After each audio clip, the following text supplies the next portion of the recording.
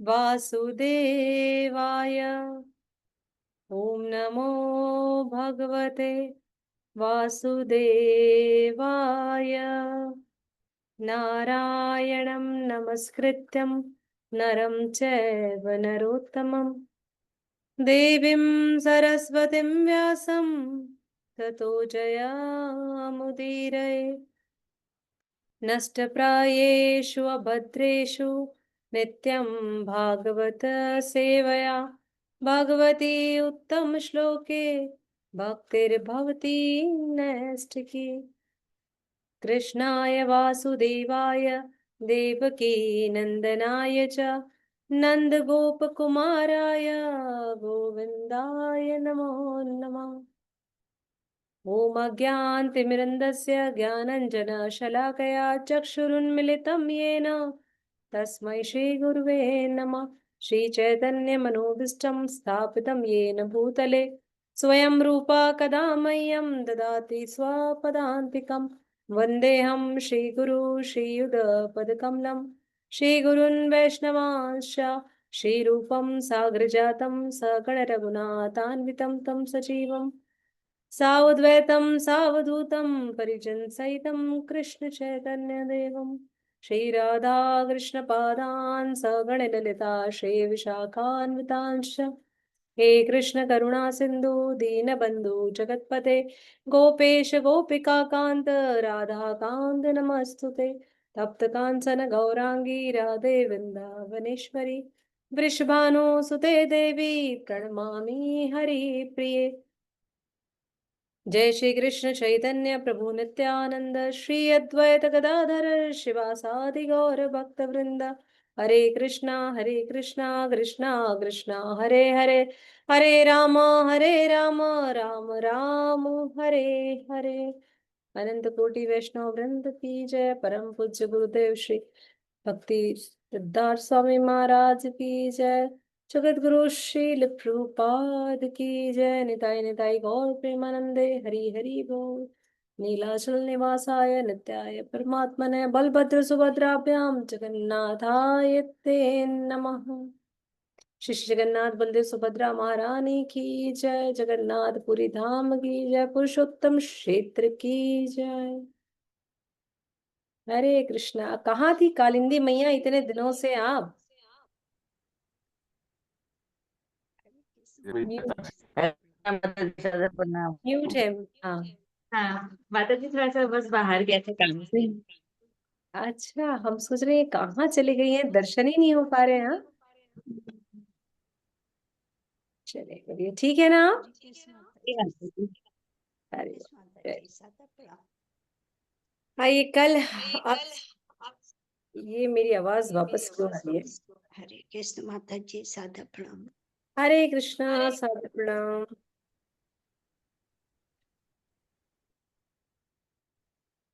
हरे कृष्णा कृष्णा कृष्णा हरे हरे, हरे राम राम राम हरे हरे। अभी ठीक है। हम्म। आप सभी का स्वागत है श्री श्री जगन्नाथ जी की इस माधुर्य लीला में प्रवेश करके। हम सभी आनंद ले रहे हैं, अनंत अनंत उनकी लीलाओं का, अनंत कथाओं का। कहते हैं कि जब बात भगवत गीता की हो तो अर्जुन का नाम आएगा, राम कथा की बात हो तो हनुमान जी का नाम आएगा, भगवतम की बात हो तो परीक्षित महाराज का नाम आएगा, वामन कथा हो तो बलि महाराज का नाम आएगा, और यहाँ पर अगर पृथ्वी में, इस विश्व में मंदिरों की बात हो पृथु महाराज का नाम आएगा, भगवान के चरण सेवन की बात हो तो लक्ष्मी जी का नाम आएगा। उसी प्रकार से जगन्नाथ जी की लीला हो और जयदेव गोस्वामी पाद का नाम ना आए, ऐसा कैसे हो सकता है? क्योंकि वो है भगवान के अनन्य अनन्य भक्त, नित्य उनके पार्षद, जो भगवान की सेवा करने के लिए इस धराधाम में बंगाल क्षेत्र के केंदुली ग्राम में प्रकट हुए। और उनका प्रकट होने के बाद ऐसा उन्होंने अपना लीला किया, या हम ये कहें कि उन्होंने ऐसी ऐसी लीलाएं दिखाएं इतने सामान्य रूप से, जहां पर विश्वास और विचार कर पाना भी हम सबके लिए बहुत असहज और असामान्य सी बात है। तो हमारे जयदेव गोस्वामी पाद जो हैं, इनका जन्म हुआ बंगाल क्षेत्र में केंदुली ग्राम में। बड़ा अच्छा उच्चिष्ट परिवार, धनी परिवार, वैष्णव परंपरा को मानने वाला, माता पिता वैष्णव धर्म का पालन करते थे, घर में आर्य विग्रह के पूजा पाठ होते थे। लेकिन असमय ही 7-8 साल की आयु में उनके पिता यहाँ से, माता पिता दोनों ही स्वर्गलोक को गमन कर गए, बालक अकेला हो गया। और ऐसे कुछ लोगों की नीयत खराब हुई धन धान्य संपत्ति पर कि वह सब कुछ उनको दे करके वे वहां से आगे बढ़ गए। और जब उसी केंदुली ग्राम के घने जंगलों में जाकर वो भगवान की अनंत लीलाओं का स्मरण कर रहे थे, चिंतन कर रहे थे, तो उनकी ख्याति जो है सभी जगह पर बिखरने लगी। और एक छोटा सा बाल ब्रह्मचारी बालक है जो यहाँ पर आकर के कथा करता है, यहाँ पर आकर नित्य कीर्तन करता है और भगवान की इतनी सुंदर पदावली को सुनाता है। ऐसा लगता है कि उसके गले में, उसके स्वर में साक्षात सरस्वती विराजमान है। इसी समय में जब हमारे जयदेव गोस्वामी पाद इन्हीं जंगलों में अपने एक ब्राह्मण को लेकर के ये जब आगे बढ़े और जब यहाँ पर आकर के रहने लगे, एक एक वृक्ष के नीचे जो रहने का उन्होंने संकल्प किया था, सारी माया सारी संपत्ति का उन्होंने त्याग कर दिया था, तब ये जब आते और भगवान की लीलाओं में अति मस्त रहते, आनंद में झूम रहे होते, तो ये भूल जाते थे कि इन्हें भूख लग रही है कि प्यास लग रही है, और कूद कूद कर नृत्य करते थे, उछल उछल करके नृत्य करते रहते थे। इन्हें जब बहुत प्यास लगती थी तो ये सोचते थे कहाँ पानी मिल रहा है, कहाँ, इतना ध्यान नहीं रखते थे। इसी बीच में जगन्नाथ जी स्वयं एक छोटे से बालक का रूप बना करके आते हैं और ऐसा दूध इन्हें पिलाते थे, एक गिलास दूध ये इन्हें देते थे जिसको पीने के बाद ना इन्हें भूख लगती थी ना जयदेव गोस्वामी पाद को प्यास लगती थी। बड़ी विचित्र लीला कभी, लेकिन इन्हें भान नहीं हुआ कि मेरे साथ ये जो रह रहे हैं, ये बालक कभी भी अचानक से आ जाता है और जब मुझे भूख लगती है तो स्वयं भगवान उनका साथ देते हैं, उनके साथ खेलते हैं, उनके इस कीर्तन का आनंद लेते हैं। तो इस प्रकार से जयदेव गोस्वामी के साथ सदैव सदैव आकर के जगन्नाथ जी उनके साथ रहते थे। क्यों?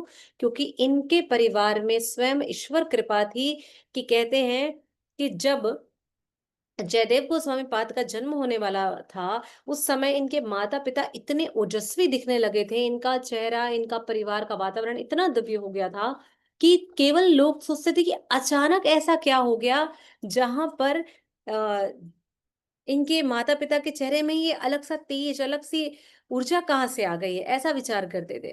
तो सोचिए जिनके घर में स्वयं एक भगवान के नित्य पार्षद ने जन्म लिया हो, उनके घर का लीला और या उनके घर का माहौल कैसा होगा, अति सुंदर, अति रमणीय। ऐसे थे हमारे जयदेव गोस्वामी पाद। और जब उन्हें जगन्नाथ जी आकर के दूध पिलाते, उन्हें पास के पोखर से पानी ला करके देते, उसके बाद वो बालक वहां से चला जाया करता था। ऐसे ही उनका समय बीतता था, फिर समय बीतता चला गया।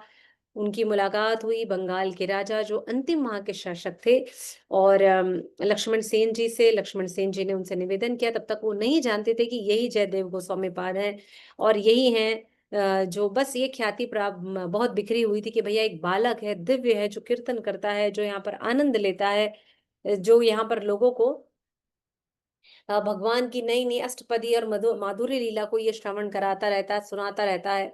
इस प्रकार से इनका ख्याति अलग अलग जगह फैलने लगा। अब इनके विवाह भी एक सुदेव ब्राह्मण की पुत्री से हो गई है। सुदेव ब्राह्मण को भी जगन्नाथ जी ने आदेश दिया, भैया कि ये पुत्री का जन्म भी तुम्हारे जयदेव गोस्वामी के लिए है, जाइए और इन्हें भेंट कराइए। तो ये यहाँ से चंपाहट्टी ग्राम में वहां जाके रहते, चंपा, जहां पर चंपा के पेड़ हुआ करते थे, खूब चंपा के फूल हुआ करते थे, बड़े बड़े पेड़ थे। और हट यानी कि जैसे नाम हट है ना मायापुर में, वैसी चंपा हट्टी। तो वहां पर वो बाजार लगता था, लोग छोटे मोटे मूल्य दे करके वहां पर चीजों का आदान प्रदान करते थे, इसलिए उसको कहते थे चंपा हट्टी। वहां अक्सर संतों का मेला भी लगता था। वहीं जाकर के जयदेव गोस्वामी पाद रहने लगे। भक्तों ने एक छोटी सी कुटिया बना दी और वहीं पर हमारे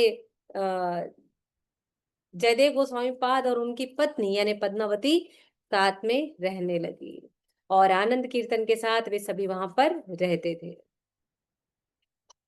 साथ ही उन्हीं के घर के पास के पोखर से गृहस्थ जीवन है। तो पद्मावती कहती है कि भैया मुझे पता है आपके पास कुछ भी नहीं है, लेकिन ये ईश्वर का आदेश है, मैं केवल आपको ही अपना पति मान चुकी हूँ, आपके ही साथ रहूंगी, आपकी सेवा करूंगी। गृहस्थ धर्म में हमारा फर्ज है कि हम विग्रह सेवा करें। देखिए एक एक ईश्वर की दैवी कृपा से, भगवत कृपा से हमें सुंदर से विग्रह मिल गए हैं। और आज भी ये विग्रह जयपुर के कनक वृंदावन में, कनकपुर में जयदेव गोस्वामी पाद के राधा माधव आज भी वहां पर स्थापित है, जिनकी भव्य पूजा अर्चना की जाती है। तो इस प्रकार से जयदेव गोस्वामी को जब ये विग्रह मिलते हैं, वो उसका नाम रखते हैं राधा माधव, और ये दोनों फिर उनकी सेवा करने लगते हैं। जब इसकी सेवा करते हैं, समय बीतता है, तब पास के ही एक गांव से इन्हें आमंत्रण आता है कि भाई आप आइए, हमारे यहाँ आइए, हम यहाँ पर ब्राह्मण समागम करा रहे हैं, आप यहाँ करके भगवान की ये गीत गोविंद सुनाइए, अष्टपदी सुनाइए। इस प्रकार से विचार करते हैं। तो बोलते हैं, नहीं, मुझे किसी भी सरकारी आओ भगत की जरूरत नहीं है, या मुझे किसी भी राजसी ठाट बाट की जरूरत नहीं, मुझे नहीं आना। बहुत निवेदन आग्रह करने पर किसी दूर ग्राम से आए हुए निवेदन को वो स्वीकार करते हैं, और फिर वो वहां पर चले जाते हैं। जब वो वहां पर चले जाते हैं, तो ऐसा होता है, ठीक है, मैं ये कथा को थोड़ी देर बाद सुनाती हूँ, पहले ये कथा सुनाते हैं आपको, तब फिर ये वाली कथा सुनाते हैं। तो ये दोनों राधा माधव की सेवा करने लगते हैं। सेवा करते करते इनके हृदय मन में केवल भगवान के प्रति आस्था इतनी बढ़ जाती है कि ये भगवान की, श्री जयदेव गोस्वामी पाद के हृदय में ऐसा भाव आता था कि ये जब भी आंख बंद करते, ये स्वयं राधा कृष्ण की सभी अंतरंग लीलाओं को देखते थे। जहां पर ये रास लीला कर रहे हैं, सभी उन माधुर्य प्रेम लीलाओं का वर्णन करते थे, और उन्हें ही यह लिखा करते थे। तो जयदेव गोस्वामी पाद एक बार अपनी डायरी खोलते हैं, बुक निकालते हैं, और वहां पर ये बैठ करके गीत गोविंद की रचना कर रहे होते। जब गीत गोविंद की ये रचना कर रहे होते हैं, तब उसी समय ये एक ऐसा भाव इनके हृदय में आता है कि श्री कृष्ण जी जो हैं, जो राधा रानी की छोटी बहन चंद्रावली है, जो कि भगवान से बहुत अधिक स्नेह करती है, वो भी राधा रानी का ही विस्तार रूप है चंद्रावली, ये दोनों बहन है। और ये हरे जो है, कृष्ण भैया, सबको दंडवत प्रणाम। हरे कृष्णा दंडवत प्रणाम जी। तो ये जो है चंद्रावली, जो राधा रानी का विस्तार है, ये कृष्ण से मिलकर बड़ा खुश हो जाती थी, और कभी भी शिकवा शिकायत नहीं करती थी। जैसे हमारी राधा रानी जो है मान कर लेती हैं, रूठ जाती हैं, कभी भी हर बात उन्हें मनाना पड़ता है, क्योंकि ये राधा रानी की एक लीला है, और कृष्ण जी इस लीला में भी बड़ा आनंद लेते थे। और चंद्रावली, जो केवल उनके आ जाने से खुश हो जाती थी, वह भी कृष्ण से कभी किसी प्रकार की शिकायत नहीं करती थी। लेकिन राधा रानी चंद्रावली से जब भी कृष्ण मिलने जाते, तो इस बात से रूठ जाती थी। तो एक बार इसी ही लीला का वो चिंतन कर रहे हैं, उसे देख रहे हैं आंखें बंद करने के पश्चात, तो देखते हैं कि कृष्ण जो है चंद्रावली से मिलकर के आते हैं, और आते आते बड़े छुपते छुपाते चले आ रहे हैं, लुका छुपी करते हुए। और जब वो यहाँ पर आते हैं, तो इसी बीच राधा रानी की एक प्रधान सेविका उन्हें देख लेती है, और जाकर के राधा रानी को बता देती हैं कि भाई देखिए, ये कृष्ण जो है ना, चंद्रावली से मिलने के लिए गए हुए थे। अभी बस क्या था, राधा रानी रूठ जाती है, और ऐसा मान करके बैठ जाती हैं कि भाई इनको मनाना मुश्किल हो जाता है। कृष्ण जी जो हैं, कभी इन्हें हंसाते हैं, कभी चुटकुला सुना रहे हैं, कभी कोई कहानी सुना रहे हैं, कभी गाना गाकर सुना रहे हैं, कभी झूले में लटक जाते, कभी इनको झूला झुलाने का प्रयास करते, हर तरीके से राधा रानी को मनाने का प्रयास करते, लेकिन ये नहीं मानती हैं। इसी बीच में जयदेव गोस्वामी पाद ये लीला का स्मरण करते हैं कि वे राधा रानी से कहते कि हे राधा रानी, आपके ये जो चरण कमल है, ये मेरे अन्य गोपियों से मिलने के इस विश को, इस इच्छा को खत्म कर देंगे। इसलिए आपके जो चरण कमल है, यदि आप मेरे मस्तक पर धारण कर दें, तो ये मेरे भीतर का जो विष है, ये खत्म हो जाएगा। ऐसा कहकर जब इस लीला को जयदेव गोस्वामी पाद देखते हैं, तो वो सोचते, अरे अरे, ये मैंने क्या देख लिया, ऐसा कैसे हो सकता है, अखिल ब्रह्मांड के नायक, अनंत कोटि के मालिक, ये कैसा कर सकते हैं कि वह एक गोपी, जो भले प्रधान गोपी है श्रीमती राधा रानी, उनके चरण कमल को अपने मस्तक पे कैसे रखवा सकते हैं। नहीं, ऐसा नहीं होगा। फिर वो आंखें बंद करते हैं, फिर उन्हें वही लीला स्मरण आती है कि जिसमें कृष्ण जी कह रहे हैं कि राधा रानी, आप अपने चरणों को मेरे मस्तक पर रख दीजिए। बोलते, नहीं नहीं, मुझे लगता है मुझसे कोई त्रुटि हो रही है आज, और यदि मान लो मैंने इस भाव को लिख दिया, तो ये पद्मावती हो सकता है इस भाव को गलत समझ बैठे। ये भी हो सकता है कि आने वाले ये जो भक्तगण है, इस माधुर्य प्रेम का कोई और ही अलग अर्थ लगा ले। इसलिए मुझे लगता है कि मुझे इस भाव को नहीं लिखना चाहिए। अब बड़े विस्मित, अचंभित, तो पद्मावती पूछती है, क्या बात है प्रभु, आज आप इतने चिंतित क्यों लग रहे हैं, आप जो कुछ सोच रहे हैं उसे लिख क्यों नहीं देते हैं। बोलते, नहीं, मुझे ऐसा लग रहा है कि मैंने जो देख रहा हूँ वो सही नहीं है। बोलते, क्या हुआ। बोले, वो पद्मावती को कुछ बताते नहीं है, और उसके बाद में वो वहां से बोलते, एक काम करता हूँ पद्मावती, मैं थोड़ा स्नान करके आता हूँ, स्नान करके आऊंगा, उसके बाद में मैं इस घटना को लिखूंगा। तब तक तुम भोजन वगैरह तैयार करके रखो, और फिर मैं आकर के इसे लिखता हूँ। जो आज्ञा कहकर, चूंकि प्रतिव्रता स्थिति, उनको खिलाने के बाद खाती थी, उनका पूरा ध्यान रखती थी, उनकी सेवा करती थी। और जब भी जयदेव गोस्वामी पाद कुछ भी लिख रहे होते थे तो वो उनके समीप बैठ करके उन लीलाओं को वो सुनती थी, श्रवण करती थी, जो जयदेव गोस्वामी पाद के मुख से निकलती थी। अब यहाँ से जयदेव गोस्वामी जो है स्नान करने के लिए चले जाते हैं, और यहाँ उन पद्मावती को बोल करके जाते हैं कि आप भोजन तैयार करके रखिए, मैं आता हूँ। बट उन्हें गए कुछ भी पल हुए थे कि तुरंत ही आकर के दरवाजा खटखटाते हैं। पद्मावती पूछती है कौन है, बोले अरे हम आए हैं, दरवाजा खोलो। जय पद्मावती दरवाजा खोलती हैं, और दरवाजा खोलने के पश्चात वो देखती हैं कि अरे आप अभी तो स्नान करने के लिए गए थे, आप इतने जल्दी स्नान कर लिए। बोले नहीं, मुझे ना स्मरण आ गया कि मुझे इस पंक्ति को पूरी करना है, इसलिए मैं चला आया हूँ। वो पंक्ति कहाँ रखी है, मुझे जरा निकाल करके तो देना। तो तुरंत ही पद्मावती जो है जिस पुस्तक पे लिख रहे थे जयदेव गोस्वामी पाद, उसे वो निकालती हैं और उसे ला करके वो उन्हें देती है। तुरंत ही वो उसे कंप्लीट करते हैं। तो वो क्या लिख रहे होते हैं उस समय, जिस भाव के साथ वो लिख रहे थे, जिस लीला को, स्थल कमल गंजनम मम हृदय रंजनम, इसके बाद की लाइन जो उन्हें पूरी करनी थी, उसमें वह देखते हैं देही में पद पल्लवम मुदारम। तो वो ये जो देही में पद पल्लवम मुदारम जो है, इसे नहीं लिखना चाहते थे, लेकिन अभी जो जयदेव गोस्वामी पाद आए थे, वे आते हैं और इस लाइन को पूरा कर देते हैं और पूरा करते हैं। जब ये बात पद्मावती देखती है तो बोलती है आज क्या बात है, ये जो प्रभु हैं ये इतने अलग क्यों लग रहे हैं, और उनके मुखमंडल को निहारने लगती है। तब जयदेव गोस्वामी कहते हैं अरे मेरे को निखारती ही रहोगी कि मुझे कुछ खिलाओगी भी, मुझे भूख लग रही है।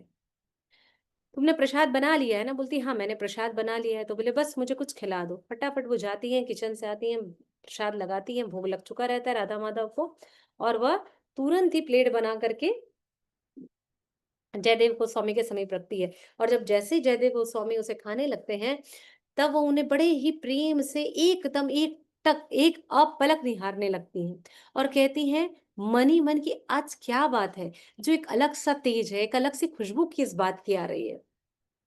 बोलते अच्छा अब मैंने प्रसाद भी पा लिया, अब तुम भी प्रसाद पा लो। जैसी आज्ञा प्रभु, ऐसा कहते हैं। और उसके बाद बोलते हैं ठीक है मैं विश्राम करने जा रहा हूँ। बिल्कुल बाहरी कक्ष से लगा हुआ एक भीतर कक्ष भी होता है, वो वहां जाकर खाट में आराम करने के लिए चले जाते हैं। अब जैसे ही वो आराम करने जाते हैं, उसके तत्काल बाद फिर कोई गेट खटखटाता है। वो जाकर के देखती है, फिर जयदेव गोस्वामी आ जाते हैं। बोले अरे ये क्या हुआ। बोले आप अभी तो आए थे, भीतर गए हुए थे, आप भीतर से बाहर कैसे आ गए। बोले भीतर, अरे तुमको क्या हो गया, तुम्हारी मति तो ठीक है ना, मैं तो अभी बोल करके गया कि मैं स्नान करने जा रहा हूँ, स्नान करके अभी आ रहा हूँ। बोले नहीं नहीं, अभी आप अभी आए थे। बोले मैं अभी आया था। अच्छा। फिर वो तुरंत, वो कुछ समझ नहीं पाते, लेकिन उनको लगता है कि कुछ तो हुआ है। बोले ये अलग सी खुशबू कहाँ से आ रही है, अलग से ये भीनी भीनी सी महक कैसे आ रही है धूप गंध की।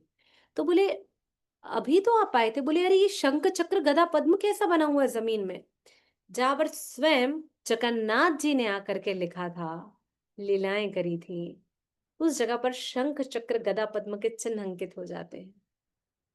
और वो कहते हैं कि ये क्या हुआ है, और वो बोलते हैं कि देखो देखो क्या लिखा है, क्या तुमने ये पुस्तक निकाल करके किन्हीं को दी थी। बोले हाँ अभी आपने मांगा था तो मैंने निकाल करके दिया।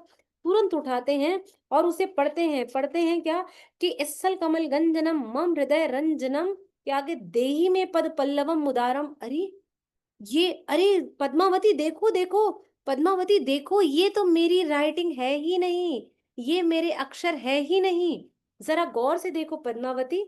और वो उस किताब को उठा करके, अपनी पुस्तक को उठा करके पद्मावती को दिखाते। पद्मावती उसे बड़े ध्यान से देखती है और कहते हैं कि हाँ हाँ बिल्कुल, ये तो आपके अक्षर है नहीं। बोले अरे साक्षात जगन्नाथ जी आए थे, साक्षात कृष्ण यहाँ आए थे इसे पूरा करने के लिए। ये बोले अभी कहाँ गए। बोले वो भीतर विश्राम कर रहे हैं। तुरंत वे लोग उस पुस्तक को वहीं पर रखते हैं और वहां से वो भीतर कक्ष की ओर जा करके देखते हैं तो भगवान वहां से अंतर ध्यान हो जाते हैं। भगवान के अंतर ध्यान होने के बाद में वे वहां पर से इतनी भीनी भीनी महक, इतनी भीनी खुशबू आती है। और वो जो कमरा था जिस भीतर कक्ष में जा करके स्वयं भगवान विराम कर रहे थे, विश्राम कर रहे थे, वो कमरा उन्हें स्वयं जयदेव को, स्वामी को वृंदावन सा प्रतीत होने लगता है, जहाँ लता पता फल कंद मूल सब कुछ विभिन्न प्रकार से लटके हुए हैं और वृंदावन की भांति दिखने लगता है। वो उस चौखट को, उस भूमि को वहीं प्रणाम करते हैं, उस कमरे के भीतर नहीं जाते हैं और तुरंत उस कमरे के जल में जो स्नान करने के बाद वहां का वो चरण प्रक्षालन करते हैं और उसका चरणामृत ग्रहण करते हैं। जब वो ऐसा करते हैं, 1 मिनट है, ये आवाज आ रहा है, मैं थोड़ा सा खिड़की बंद।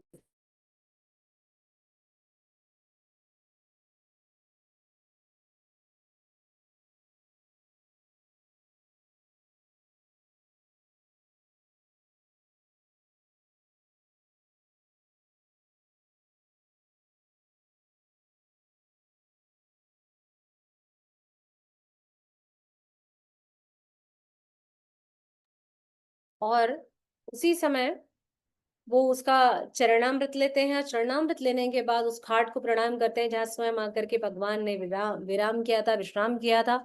और ऐसा करने के पश्चात में वो उनकी आंखों से झरझर अश्रु बहने लगते हैं, झरझर अश्रु बहने लगते हैं।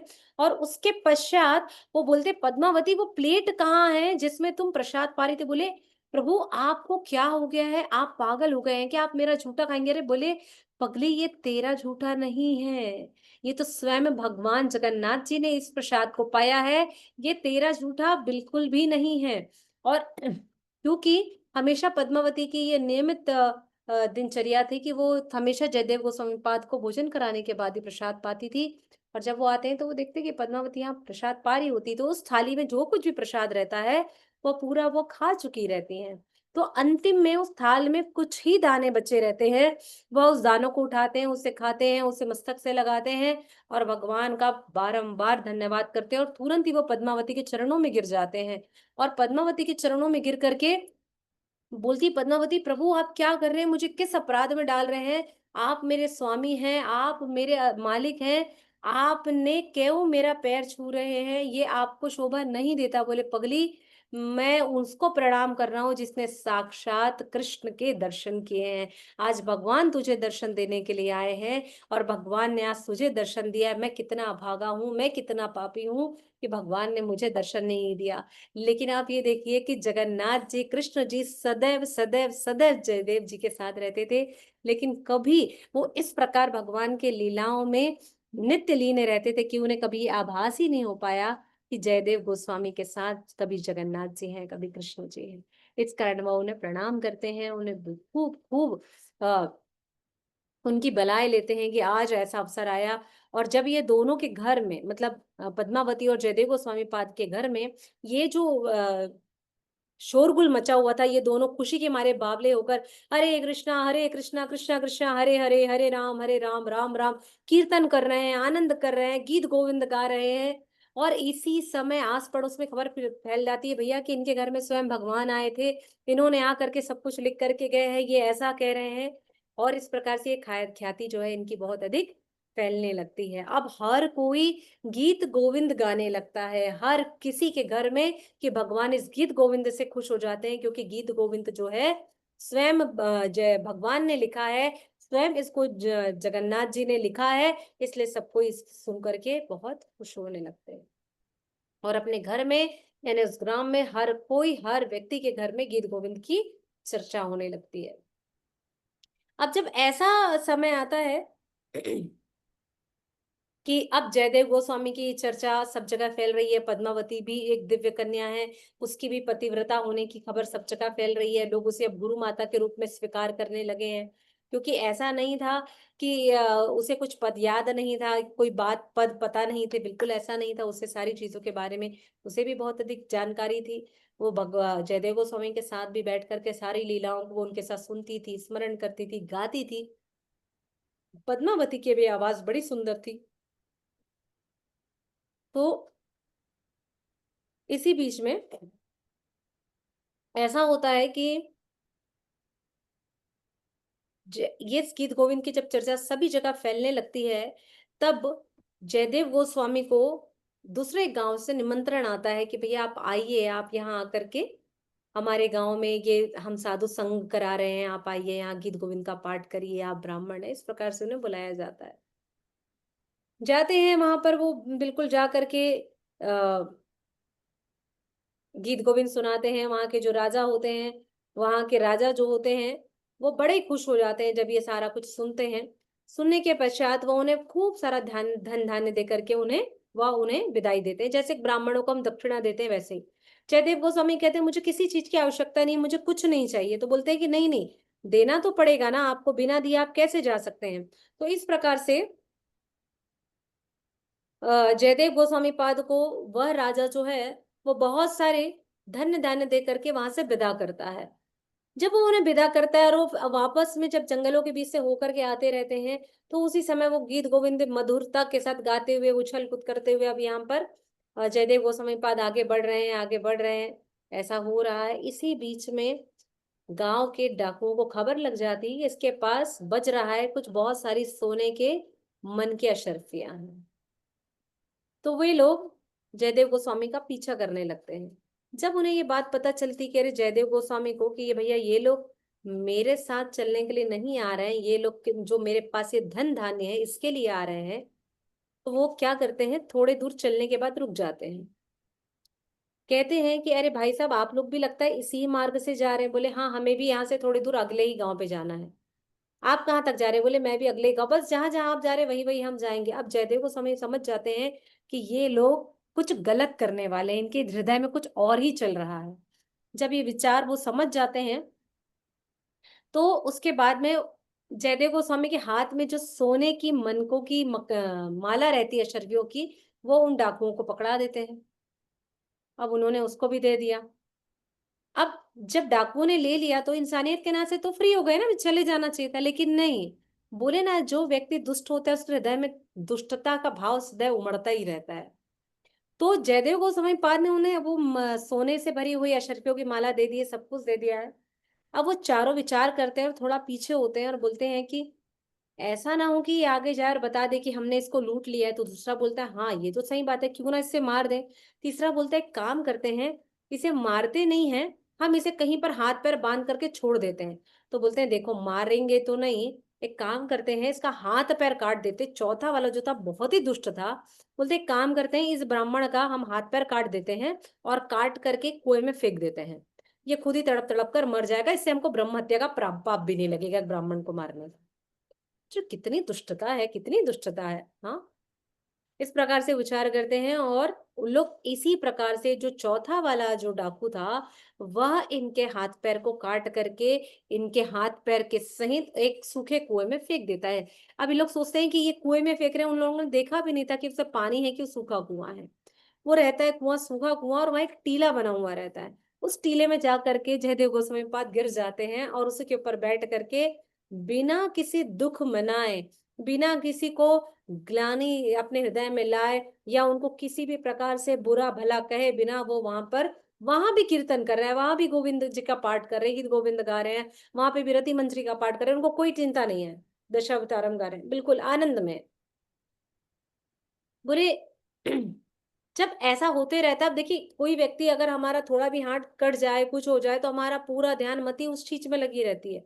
अब एक व्यक्ति जिसका हाथ पैर टोटल काट कर फेंक दिया गया है, उसकी क्या दशा होगी। लेकिन उसे डाल दिया गया। लेकिन यहाँ पर जयदेव गोस्वामी पाद किसी को दोष नहीं दे रहे हैं, कुछ नहीं कह रहे हैं। अब यहाँ पर जब वो अंदर में कुएं में वहां पर कीर्तन कर रहे होते हैं, तब उसी समय लक्ष्मण सेन जी जो हैं, जो जयदेव गोस्वामी को अपना गुरु मान चुके थे, उनका वहीं से जाना होता है। तो वो सुनते हैं कि यहाँ किसी की आवाज आ रही है जो कुछ गुनगुना रहा है। तो सैनिकों को बोलते हैं जाइए देखिए किसकी आवाज आ रही है भैया, यहाँ आसपास से कौन है यहाँ पर। तो वहां वो जाते हैं, देखते हैं आसपास, अरे यहाँ एक सूखा कुआं है, एक विचित्र सी स्थिति है। एक यहाँ पर ब्राह्मण जैसा कुछ प्रतीत हो रहा है और उसके हाथ पैर काट दिए गए हैं और उसे यहाँ डाल दिया गया है। तो बोले अच्छा आप, ऐसा है क्या? बोले जाओ जाओ उनको तुरंत उस कुएं से निकाल करके लाओ। तो उन्हें निकाला जाता है और लक्ष्मण सेन जी के रथ में लाकर रखते हैं। जैसे ही उन्हें वहां लेकर के आते हैं और उन तुरंत वहां से लक्ष्मण सेन जी अपने महल में लेकर के चले जाते हैं, राजमहल में। वहां जाकर के बोलते हैं प्रभु आप कौन है। वो उन्हें नहीं बताते हैं कि मैं जयदेव गोस्वामी हूँ। वो बोलते हैं कि कोई नहीं, पास के गांव में से मुझे आमंत्रण मिला था, मैं यहाँ चंपाहाटी में रहता हूँ, और यहाँ रहने के बाद से मैं रहते हुए निमंत्रण मिला था तो मैं यहीं पर आया था। तो बोले ये सब कैसे? बोले कोई नहीं, बोले जिसके साथ जो होनी होती है घट जाती है, ऐसा कोई विशेष बात नहीं है, बस हो गया है। अब राजा को बड़ा दुख लगता है कि भाई ऐसा ऐसा है, ये स्थिति पे है। बोले अच्छा। खूब सेवा करते हैं उस ब्राह्मण की और खूब सेवा करते हैं। सेवा करते-करते उनके घाव धीरे-धीरे भरने लगते हैं और कुछ समय पश्चात जयदेव गोस्वामी के पूरे गाँव घाव भर जाते हैं।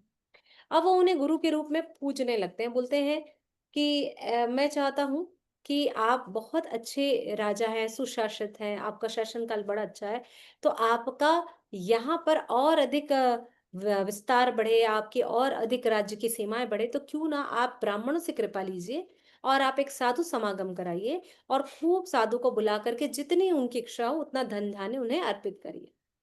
बिल्कुल, वह उन्हें एक गुरु के रूप में देखते थे, तो ये बात मान कर के जयदेव गोस्वामी की वो अ, बात मान लेते हैं और एक साधु समागम कराते हैं। ये बात पूरे आस-पास के गाँव में फैल जाती है, सारे गाँव के ब्राह्मण वहाँ आते हैं, साधु समागम होता है। जितनी उनका सामर्थ्य होता है, ब्राह्मणों की जो-जो इच्छा होती है, वो सब कुछ दे कर के हर एक ब्राह्मण को बड़े प्रेम से विदा किया जाता है। जब ये खबर चारों डाकुओं को भी लगती है, तो ये चारों डाकू जब वहाँ पर आते हैं, तो बोलते हैं, "अरे यार! हम कैसे जाएँगे?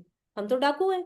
"अरे कुछ नहीं करना है" बोले, "गेरुआ वस्त्र पहनते हैं, गेरुआ वस्त्र पहनने के पश्चात बोले हम चलते हैं यहाँ से और वहाँ पता थोड़ी चलेगा, चुपचाप जाएँगे और जाने के पश्चात राजा जो देगा, बस हमें क्या करना है, अलख निरंजन करेंगे और सब कुछ मिल जाएगा। बोले, "ठीक ठीक बोल रहा है, चलो, चले चलते हैं।" और चारों डाकू अपना चोला बदलते हैं और चोला बदलने के पश्चात वे राजा के दरबार में आते हैं। उनमें से जैसे ही वो लोग देखते हैं कि इस राजा के समीप में बैठा हुआ ये वही व्यक्ति है जिसका उन्होंने हाथ-पैर काट कर उस कुएँ में फेंका था, वे डर जाते हैं। क्यों? क्योंकि कहीं ये व्यक्ति ये तो ना बता दे कि हम चारों वही लोग हैं जिन्होंने इसके हाथ-पैर काटे थे। लेकिन जयदेव गोस्वामी जैसे ही उन्हें उनकी ओर देखते हैं और उनकी नज़र उनसे दोनों की नज़र आपस में टकराती है, वे मुस्कुराते हैं, वे राजा से कुछ नहीं कहते और राजा से कहते हैं धीरे से कि ये मेरे बहुत प्रिय अतिथि हैं। आप इन्हें बुलाइए, इनका खूब आदर-सत्कार करिए और जितना माँगते हैं उतना आप दीजिएगा। तो राजा बोलते हैं अगर ये आपके प्रिय अतिथि हैं, ये आपको जान से अधिक अगर इतने प्रिय हैं, तो आप जितना बोलेंगे या ये जितना माँगेंगे मैं उसका दुगना ही इनको दूँगा।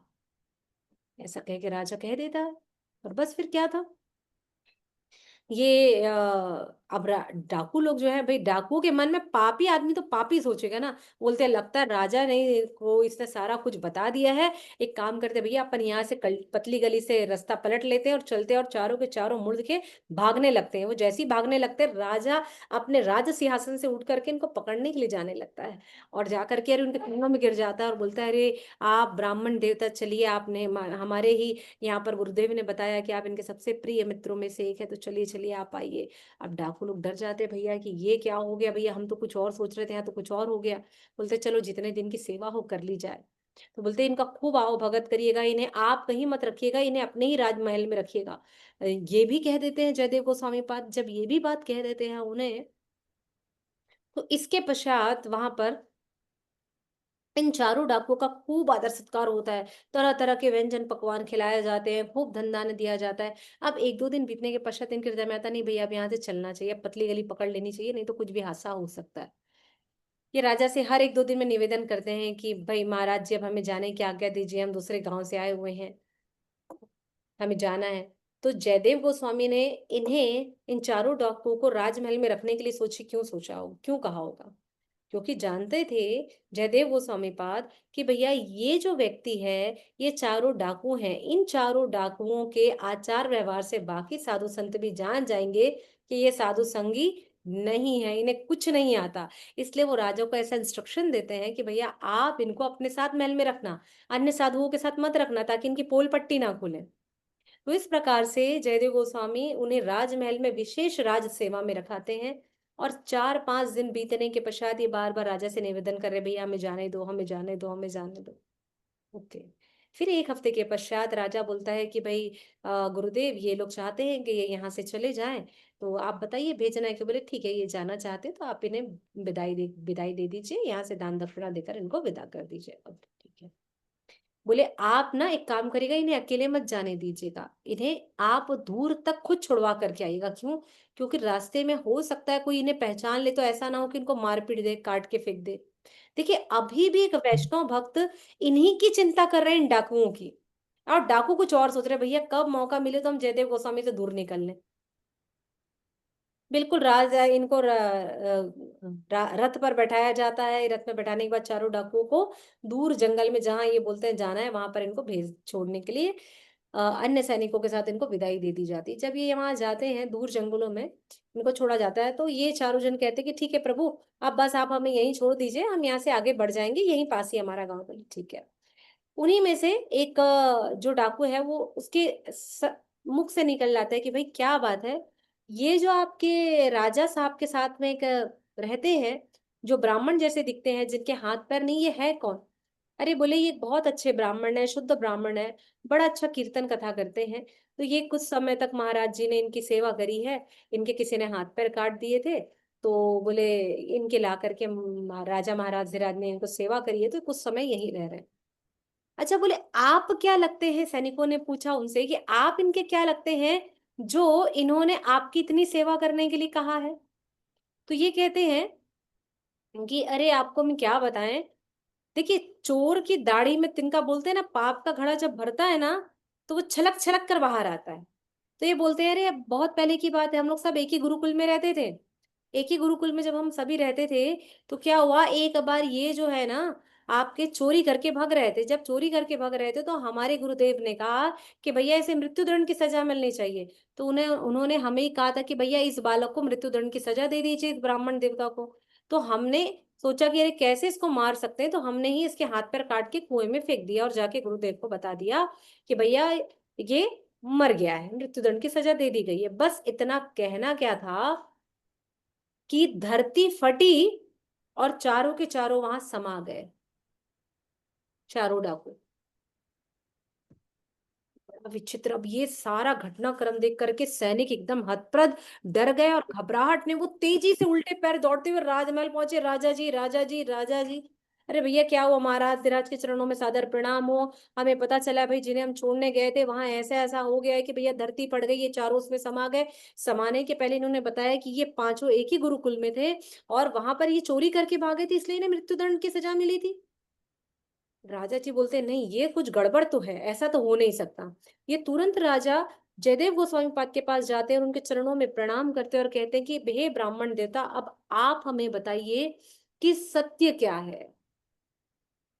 तब जयदेव गोस्वामी पाद कहते हैं कि मैं जयदेव गोस्वामी हूँ, मैं पास के ही एक गांव में साधु समागम के अवसर पर मुझे गीत गोविंद गाने के लिए बुलाया गया था। मैं वहां गया हुआ था, मेरे हाथों में कुछ धन धान्य था जिसकी लालसा इन डाकुओं को हुई थी। इस वजह से इन्होंने देने के पश्चात भी इन्होंने मेरा हाथ पैर काट कर इस कुएं में फेंक दिया था। तो बोले आपने तत्क्षण मुझे क्यों नहीं बताया कि यही वो लोग हैं जिन्होंने आपके साथ ऐसा किया है? उसी समय हम इनको ढूंढा कर इनको काट कर फेंकवा दिए रहते। बोले इसलिए तो नहीं बताया कि आप इनको उसी समय कटवा कर फेंकवा देंगे। मैंने तो उसी समय इन्हें क्षमा कर दिया। लेकिन कहते हैं जब एक वैष्णव भक्त किसी अपराधी को जो उनसे ईर्ष्या करता है, द्वेष करता है, उनको तत्क्षण क्षमा कर देता है, तो प्रकृति इसका बदला दुगने रूप में लेती है। ये बात जयदेव गोस्वामी ने बताया कि यदि कोई वैष्णव भक्त के प्रति कोई अपराध करता है और यदि उस वैष्णव भक्त ने उसे क्षमा कर दिया है, तो प्रकृति इसका बदला लेती है। यही बात परम पूज्य राधानाथ स्वामी महाराज कहते हैं कि जब कोई आपसे ईर्ष्या करे, द्वेष करे, आपके लिए गलत करे, बार बार गलत करने का प्रयास करे, तो उसके उस गलत बोलने या उसके वाक्य खत्म होने से पहले आप उसे क्षमा कर दो। क्यों? क्योंकि प्रकृति अब आपके लिए आएगी, आपको कुछ करने की जरूरत नहीं। आप भगवान के चरणों में निवेदन करो, गुरु के चरणों में निवेदन करो कि आपका हृदय वो निर्मल बनाए और आप इन सबको क्षमा कर सके। और आप यदि इन्हें क्षमा कर देंगे तो निश्चित है कि गुरु कृपा से प्रकृति इनका बदला लेने के लिए आएगी। ये बात कहते हैं परम पूज्य राधानाथ स्वामी महाराज, और यही बात कह रहे हैं जयदेव गोस्वामी पाद। इसलिए इनको प्रकृति ने दंड दिया। ओहो, प्रकृति ने इनको दंड दिया है। जैसी बात पता चलती है कि यही वो जयदेव गोस्वामी पाद हैं जिनको मैं ढूंढ रहा था, जिनको मैंने गुरु माना था, हे गुरुदेव करके वो उनके चरणों में गिर जाते हैं और तत्क्षण उसी समय इनके हाथ और दोनों पैर प्रकट हो जाते हैं। जयदेव गोस्वामी पाद की जय। और गोस्वामी जी के दोनों हाथ दोनों पैर आ जाते हैं इसी समय।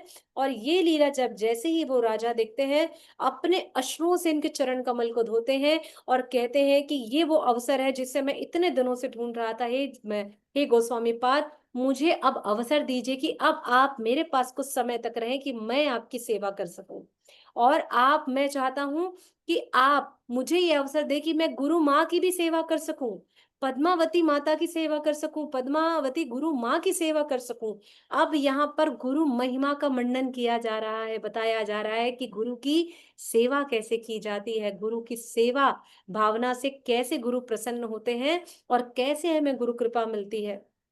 तो इस प्रकार से जब वो कहते हैं तो उनके सेवा भाव को, जो कि निश्चल थी बहुत लक्ष्मण सेन जी की, उनको स्वीकार करते हैं और तुरंत एक सुंदर पालकी बनाते हैं और चंपाहटी के ग्राम में पद्मावती जी को लेने के लिए भेजा जाता है। पद्मावती जी को उस पालकी में बड़े आदर सम्मान के साथ में लेकर आया जाता है और जब लेकर के आया जाता है तो लक्ष्मण सेन जी की पत्नी को यानी महारानी से कहा जाता है कि आपको इनकी सेवा करनी है। लाने के जब लेकर आते हैं पद्मावती को, तो देखिए यहाँ पर जयदेव गोस्वामी पाद क्या कहते हैं, क्या बता रहे हैं वो राजा से और रानी से। विशेष तौर पर राजा से कहते हैं कि गुरु माता सहज नहीं है। यदि आपने किसी को गुरु मान लिया है तो गुरु की सेवा आपको कैसे करनी है, जैसे मैं करता हूँ। आपको उसके वस्त्र धोने हैं, आपको उसके चरण धोने हैं, आपको उसकी पादुकाएं धोनी है, आपको उसके लिए भोजन बनाना है। बिना कुछ कहे बोले, उनके बोलने से पहले आपको सेवाएं पूर्ण करनी है। और साथ ही साथ आपको इस बात का पूरा ध्यान रखना है कि किसी भी तरीके से गुरु माता को कष्ट नहीं होना चाहिए। गुरु वह व्यक्ति होता है जो भगवान का सीधा डायरेक्ट प्रतिनिधि होता है। तो इस प्रतिनिधि को किसी भी प्रकार से कष्ट नहीं पहुंचना चाहिए। ये कहीं पर भी नहीं रहेंगी, ये राजमहल में रहेंगी और राजमहल में जो महारानी जी है वो इनकी सेवाओं में रहेंगी। इस प्रकार से लक्ष्मण जी को जयदेव गोस्वामी पाद ये सारी बात बोलते हैं बिल्कुल ऐसा ही होगा, यही यही होगा। और ऐसा कहने के पश्चात ये सारी बातें लक्ष्मण सेन जी अपनी पत्नी से भी कहते हैं। जब उन्हें ये बात बताते हैं तो पत्नी है भैया, महारानी है, कैसे स्वीकार करेगी। माताओं का भी अपना अहंकार होता है। वो कहती देखिए गुरु माता है, अच्छी बात है, आपने इन्हें गुरु माना है और अच्छी बात है। हम इन्हें राजमहल में भी एक कमरे में रख लेंगे, ये भी अच्छी बात है। पर हम भगवान भगवान नहीं मानने वाले भाई, हम बता दे रहे हैं। आप एकदम क्लियर स्टेटमेंट देती है, हमसे जितना बन सकेगा हम सेवा करेंगे, जो बन सकता है करेंगे, लेकिन हम इन्हें भगवान के समान नहीं माने। भगवान भगवान है, गुरु गुरु है। ओके, बोलते ठीक है, ध्यान रखना कि कभी इन्हें कष्ट ना हो। बोले ठीक है।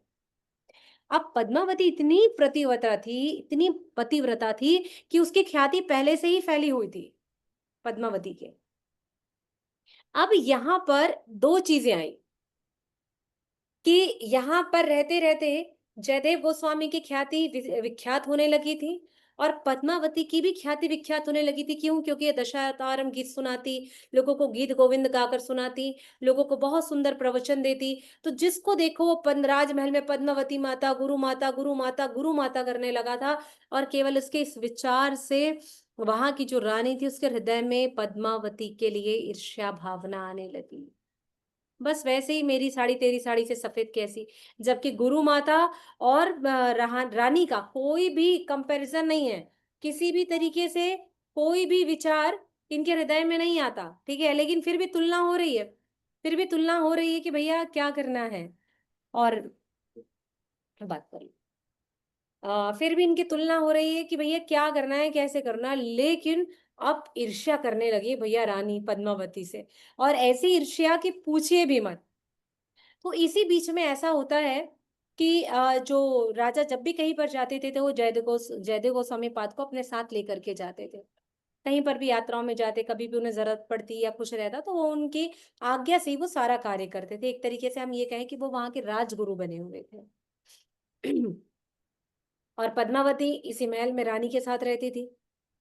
इस बीच खबर आती है कि जो रानी है उसके भाई का आकस्मिक निधन हो गया है, जिसकी बात सुन करके उनके तीन जो पत्नियां थी वे भी मृत्यु को स्वीकार कर लेती हैं, सती हो जाती। उनकी तीन पत्नियां रहती हैं, उनकी भाभियां जो रहती हैं, कि किसी युद्ध में या किसी आकस्मिक निधन हो जाता है, आकस्मिक घटना के कारण उनके भाई का निधन हो जाता है। तो कोई डूब कर मर जाती है, कोई अग्नि को स्वीकार कर लेती है, किसी के प्राण उड़ जाते हैं। तो इस प्रकार से तीनों देवलोक को गमन कर जाती है अपने पति के साथ। जब ये बात सुनती है तो यहाँ घोर विलाप चल रहा है, बिल्कुल शोकाकुल माहौल है। यहाँ खबर आती है और जब ये सारी खबर आती है तो बहुत दुखी रहती हैं। और जब ये चर्चा परिचर्चा सब कुछ चल रही है, बात हो रही है, चूँकि पद्मावती का कोई ऐसा विचार नहीं था, लेकिन पद्मावती के सामने बार-बार रानी ये बात कहती है, देखो मेरी भाभिया कितनी सती है, कितनी पतिव्रता है, इन्होंने मेरे भाई के साथ ही बोले प्राण का त्याग कर दिया।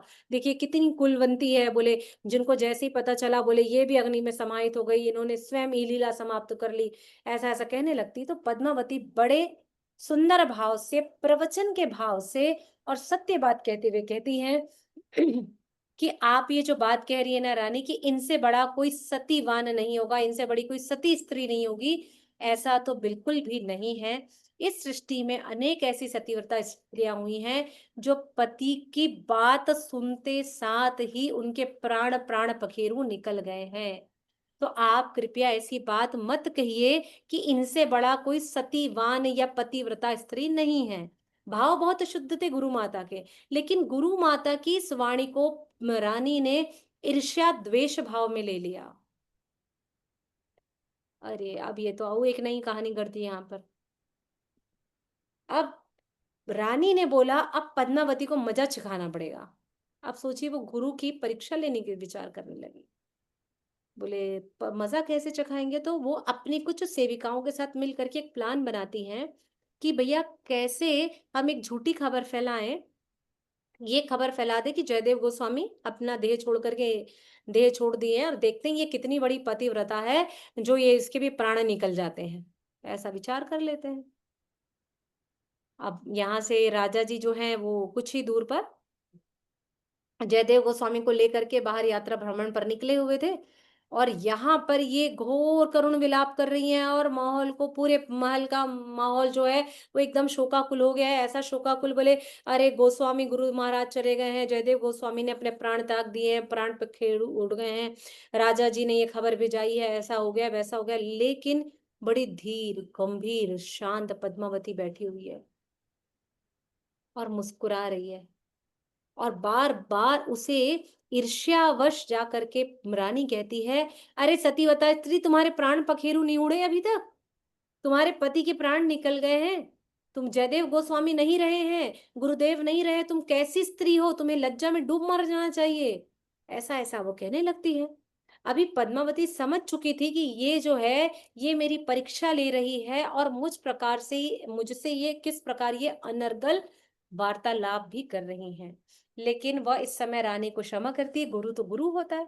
और वो बड़ा ध्यान लगाती हैं, जैसे ही वो थोड़ी-सी ध्यान मुद्रा में बैठती हैं, ध्यान मुद्रा में बैठने के बाद वो देखती हैं कि जयदेव गोस्वामी वहाँ के राजा लक्ष्मण सेन जी को सुंदर गीत गोविंद का पाठ सुना रहे हैं, और कौन-सी पदावली में, चौथी पदावली में पहुँचे हैं, ये बात भी उनको स्मरण हो जाता है ध्यान लगाने मात्र से।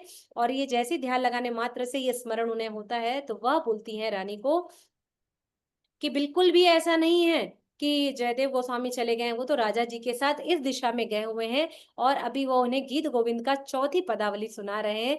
इस प्रकार से वो कहती है। अब यहाँ पर रानी सोचती है, अरे लगता है हमारे ना ड्रामा करने में, नाटक करने में कोई कमी रह गई थी, इसलिए इसको पता चल गया। अगली बार इससे बड़ा ड्रामा करेंगे, कोई और बड़ी नौटंकी करेंगे जिससे पता चल जाएगा। ठीक है। अब की बार वो अपने राजा जी को संग में लेती है और बोलती है कि मैं चाहती हूँ कि इनका मैं परीक्षा लूं, ये कितनी बड़ी पतिव्रता है जिसने मेरे भाभीियों के बारे में ऐसा कहा है, तो मैं भी ये देखना चाहती हूँ ऐसा। तो आप एक काम करिए, आप जयदेव गोस्वामी जी को यहाँ से बहुत दूर उत्तर दिशा की ओर लेकर के जाइए, जहां से आने में 15 दिन का समय लग जाएगा। बोले देखो तुम गलत कर रही हो, तुमको गुरु माता की परीक्षा लेने का अधिकार नहीं है, तुम गलत कर रही हो, तुम्हें ऐसा नहीं करना चाहिए, ये वैष्णव अपराध है, तुम्हें बहुत बड़ा अपराध लगेगा। बहुत समझाते हैं राजा जी, लेकिन लक्ष्मण सेन जी की वो एक भी बात नहीं मानती। लेकिन क्या करे ना, पति पत्नी की हट के आगे मजबूर हो जाता है, और इस हट के आगे वो मजबूर हो गए और वो जयदेव गोस्वामी जी को लेकर के थोड़ा दूर उत्तर दिशा की ओर लेकर के आगे बढ़ जाते हैं। जब वो उन्हें लेकर के आगे बढ़ते हैं, 3 दिनों के पश्चात फिर से रानी यही नाटक करती है, यही ड्रामा क्रिएट करती है कि जयदेव गोस्वामी यहाँ से देह को छोड़ करके जा चुके हैं, हमारे को राजा जी ने खबर भिजाई है, जो आने में समय लगेगा, उनके देह को बड़े संभाल करके रख दिया गया है। ऐसा वैसा कहने लगती। अब पद्मावती समझ जाती कि अब समय आ चुका है, ये बार-बार अपराध कर रही, मैं नहीं चाहती कि रानी को किसी भी प्रकार का अपराध लगे, कोई भी उन्हें दुःख पहुँचे या मेरे गुरुदेव की वजह से इन्हें किसी भी प्रकार के कष्ट हो, इससे अच्छा है कि मुझे खुद ही यहीं से प्राण त्याग देना चाहिए। और वो जब ध्यान लगाकर देखती हैं, तो वापस उन्हें ध्यान में दिखते हैं कि जयदेव गोस्वामी सुरक्षित हैं, राजा जी के साथ हैं और उत्तर दिशा की ओर आगे बढ़ रहे हैं। लेकिन चूंकि जयदेव गोस्वामी भी पद्मावती से बहुत प्रेम करते थे, तो उन्हें भी इस बात का आभास हो जाता है कि यहाँ कोई बड़ी घटना घटी है। अब यहाँ पर पद्मावती जो है, वह ध्यान लगा करके अपना देह त्याग देती हैं। पद्मावती ध्यान लगा करके देह त्याग देती हैं, अर्थात अष्ट विकार भाव में चली जाती हैं और मूर्छित हो जाती हैं। और मूर्छित होकर के 3 दिनों तक पद्मावती जो है मूर्छित अवस्था में वैसी ही पड़े रहती हैं। अब जैसी ये बात रानी को तत्क्षण पता चलती कि पद्मावती ने अपना देह त्याग दिया, उन्होंने राजवैद्य को बुलाया, अलग अलग वैद्यों को बुलाया, देखा भैया इनकी नब्ज नहीं चल रही है, नाड़ी नहीं चल रही है, श्वास प्रश्वास इनका बंद हो चुका है। खूब रोती है, खूब विलाप करती है। राजा जी के पास खबर भेजी जाती है कि भैया जल्दी आइए, तत्काल आइए, गुरु माता ने देह त्याग दिया। राजा बहुत नाराज होता है, रानी को तत्क्षण वहां से निकालने का वो प्रण कर लेता है। जयदेव गोस्वामी कहते हैं, आते हैं और बोलते हैं कि आप शांत हो जाइए, महारानी पर बिल्कुल मत चिल्लाइए, सब ठीक हो जाएगा, कुछ भी नहीं होगा, आप बस मुझे कुछ समय दीजिए। और कहते हैं मेरा तानपुरा ला करके दीजिए। तानपुरा मंगाते हैं और तानपुरा ला करके वह उसे बजाने लगते हैं और गीत गाने लगते हैं। और जब वो गीत गाने लगते हैं, तो गीत गाते गाते रुक जाते हैं और पद्मावती से कहते, पद्मावती इसकी अगली लाइन क्या है, तुम जरा बताओगी? पद्मावती, इसके आगे का मुझे याद नहीं आ रहा है, क्या तुम मुझे बताओगी? अरे आज जब तक तुम गाओगी नहीं तो ये लीला, ये जो लाइन है ये पूरी कैसे हो, ये पंक्ति पूरी कैसे हो? पद्मावती उठो ना, बहुत देर हो गए तुम्हें मूर्छित हुए, मैं आ गया हूं। और पद्मावती वो आगे की लाइन पंक्ति को गाते हुए उठ बैठती हैं। अब रानी जो है उनके चरणों में बारंबार कोटिशा प्रणाम करती है और जैसे ही जयदेव गोस्वामी के चरणों में पद्मावती भी प्रणाम करती है और उसके बाद दोनों के दोनों राजा और रानी से आज्ञा लेते हैं कि काफी समय हो गया है, आप हमारे कारण से कभी भी पद्मा महारानी को नहीं चिल्लाएंगे, कोई अपराध नहीं हुआ है, किसी भी प्रकार का कोई त्रुटि नहीं हुई है, कोई पाप नहीं हुआ है। इस प्रकार से वह दोनों उन दोनों से विदा लेकर यहाँ से आगे की ओर बढ़ जाते हैं। तो ऐसी पतिव्रता स्त्री जो अपने गुरु अपने पति से इतना प्रेम करती है कि जो कहीं पे भी हो उसके बारे में पता लगा लेती है। और आजकल तो हम सभी पत्नियों के पास सिक्स सेंस आ गया है, पति कहीं पे भी जाए सूंघ के बता देते हैं हम लोग, एडवांस टेक्नोलॉजी को हायर कर लिए हैं। बोले आप बस जाइए तो खबर लग जाती, इतने हमारे खुफिया गुप्तचर होते हैं कि हमें पता चल जाता है, परिंदा भी पर उनके ऊपर से उड़ जाए तो बता देंगे कितने परिंदे उड़ करके गए। हाँ, इतनी डिटेक्टिव एजेंसी है। लेकिन उस समय पद्मावती के पास ये सिक्स सेंस था कि वो किस प्रकार से उनकी अंतरात्मा जयदेव गोस्वामी पाद से जुड़ी हुई थी, जहां पर वह उनके हर खबर को रख लेती थी। कितना अच्छा टेलीपैथी का कॉन्सेप्ट था। लेकिन आज हम टेलीपैथी से नहीं जुड़े हैं, आज हम टेलीफोनिक से जुड़े हुए हैं। अच्छा यहाँ गए क्या, इसके साथ गए क्या, उसको कॉल लगाओ, उसको कॉल लगाओ, उसको कॉल लगाओ और डिटेल्स इकट्ठा करो और फिर पति जैसे घर है उस पर गन शॉट कर दो। बोले आपने ये किया, ये नहीं किया, आप दोस्तों के साथ मॉल गए थे, आप हमें नहीं लेकर के गए। बस फिर पिक्चर क्या है, पिक्चर अभी तो खत्म हो जाती है, ऐसा फिर होता है। लेकिन ऐसी सत्यवती प्रतिव्रता नारी पद्मावती को हम बारंबार कोटिशा प्रणाम करते हैं कि जिनके विचार मात्र से जो भगवान को जिन लोगों ने पा लिया, जिन लोगों ने अपना सर्वस्व निछावर कर दिया, ऐसे परम पूज्य पद्मावती और ऐसे परम पूज्य जयदेव गोस्वामी पाद के चरणों में हम कोटि कोटि प्रणाम करते हैं, जिन्होंने जयदेव गोस्वामी पाद ने अनेक ग्रंथों की रचना करी है। कहते हैं कि जब चैतन्य महाप्रभु का अंतिम समय आया तो वो बिलव मंगल ठाकुर की कर्ण कर्णिका अमृतम को बहुत अधिक सुनते थे, हमारे जयदेव गोस्वामी पाद के इस गीत गोविंद का श्रवण करते थे।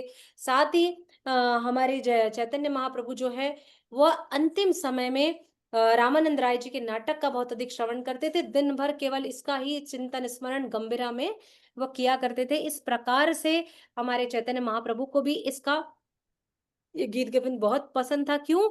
जबकि चैतन्य महाप्रभु कब आए थे? 300 वर्ष बाद जयदेव गोस्वामी के। और चैतन्य महाप्रभु ने उन्हें कब दर्शन दे दिया था? 300 साल पहले, कि मैं 300 साल के बाद में आऊंगा और आपको ये रचना करनी है। इस प्रकार से ये हमारे हुए जयदेव गोस्वामी पाद, जिन्होंने बड़ी सुंदर गीत गोविंद की रचना करी। और यही गीत गोविंद के जितने भी 12 सर्ग हैं, इनकी अलग अलग खंडवा वस्त्रों की चादर बना करके रात्रि के समय जगन्नाथ जी को उड़ाकर सुनाया जाता है। और जब जयदेव गोस्वामी पाद का अंतिम समय आया, तो वह वृंदावन की ओर प्रस्थान कर गए।